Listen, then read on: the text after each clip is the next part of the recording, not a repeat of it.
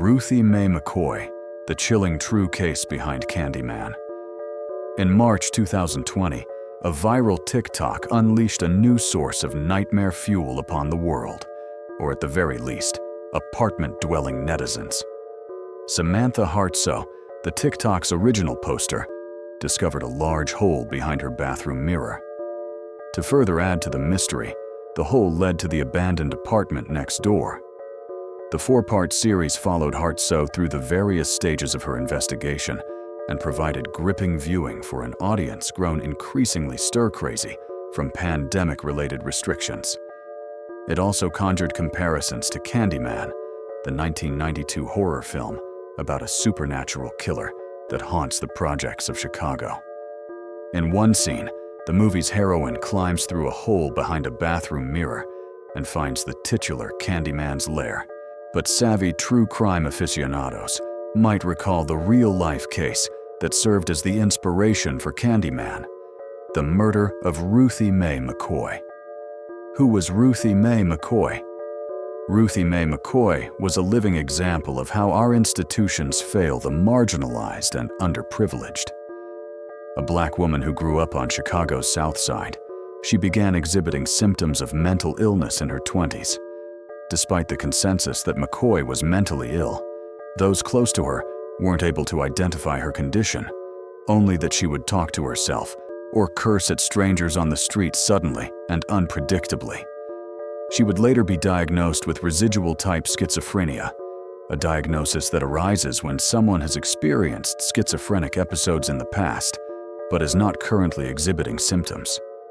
When she was in the throes of mental illness, it affected McCoy's ability to hold down a steady job. She was never able to maintain employment for longer than a month. To make matters more difficult, she was institutionalized several times throughout her life. Eventually, in 1983, McCoy would find herself living in ABLA Homes, public housing, which was coincidentally located near Cabrini Green, the setting for 1992's Candyman. Despite her circumstances, there was evidence of McCoy taking steps to leave the projects in the months before her murder in 1987. McCoy had received approval for Supplemental Security Income (SSI). Not only did this double the monthly monetary assistance she received, SSI paid retroactively to the date of application.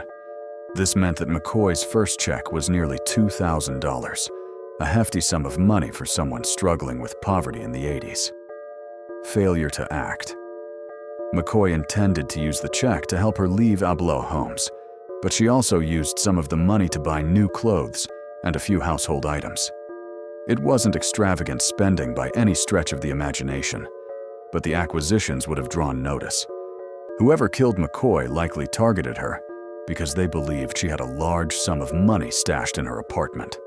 On the evening of April 22, 1987, the Chicago PD received a phone call from McCoy.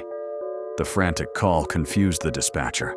Recordings showed that McCoy told them that people threw the cabinet down and were coming through the bathroom. While today we know this meant that attackers were breaking in via the bathroom medicine cabinet, the dispatcher didn't immediately make the connection. Despite the confusion, a police car was sent in response to the call. What followed was a bewildering display of negligence. Unfortunately, the dispatcher didn't note down McCoy's call as a break-in. It was recorded as a disturbance. Perhaps the misreporting can explain the lack of urgency on the part of the officer sent to ABLA Homes. Before the car even arrived, the Chicago PD received more 911 calls from neighbors, reporting that they heard gunshots and shouting. Several officers eventually arrived at McCoy's home, but when they knocked on her door, no one answered. A couple officers went to ABLA Homes' management office to retrieve the key to her apartment, but for unknown reasons, it didn't fit the door's lock. Given McCoy's frantic phone call and the follow-up reports from neighbors, you would think the officers on the scene would attempt to overcome these setbacks. Instead, they left. The next evening, Chicago PD would receive another phone call from another of McCoy's neighbors. The neighbor told police that McCoy normally greeted her twice a day, once in the morning and once in the afternoon. but she hadn't seen the other woman since the day before. Several police officers returned to McCoy's apartment. Once again, they knocked on McCoy's door. Once again, their calls went unanswered.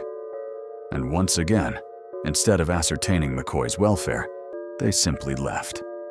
Deborah Lasley, the neighbor who regularly saw McCoy, was not deterred. Seeing that the police would be of no help, she contacted the management office. The office sent a couple people to McCoy's apartment, who finally got the door open. There, they came upon a grisly scene. Ruthie Mae McCoy was found in her bedroom, shot multiple times, and lying in a pool of blood. The room had been ransacked, and because it had been a couple days since the break-in had happened, the smell of decomposition had begun to pervade the apartment. The case goes cold. Unfortunately, crimes committed in Chicago's public housing projects rarely garnered widespread media coverage, especially when the victim was a mentally ill black woman. In fact, the only reason the McCoy murder case made the Chicago Tribune as a news brief was because detectives learned that the killers had entered the home from the adjacent apartment by breaking through the bathroom's medicine cabinet. The mode of entry may have shocked some people then, but residents of ABLA told a different story. According to a 1987 article by Steve Bagheera, published in the Chicago Reader, people had been breaking into apartments via medicine cabinets for over a year prior to McCoy's murder. 2 men would later be arrested for the break-in, burglary, and murder, but they were found not guilty in court. Perhaps the case of Ruthie Mae McCoy would have been forgotten had Candyman not hit theaters a few years later. Not only did the film feature similar details to her murder, such as the Chicago project setting and duplicitous bathroom mirrors, one of its characters bore the McCoy surname. With a new Candyman film set to premiere in summer 2021, as well as another protagonist with the last name of McCoy, it looks like the real-life case of Ruthie Mae McCoy will live on in our collective memory.